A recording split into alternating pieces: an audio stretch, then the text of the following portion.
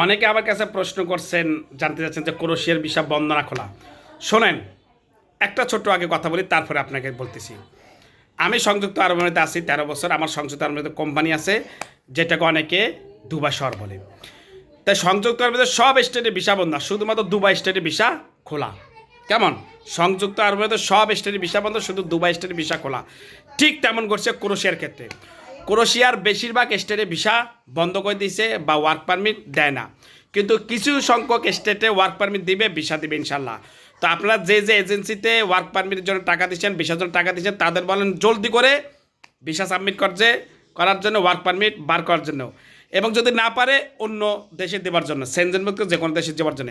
তবে নতুন করে কোনো ক্রোশিয়ার ফাইলের জন্য কারো টাকা দিবেন না। প্রতারণা সাবধান। কোনো এজেন্সিতে টাকা দিবেন না, দালালে টাকা দিবেন না। নতুন করে কোনো কোর্সের জন্য ফাইল কারোকে দিবেন না। ধন্যবাদ।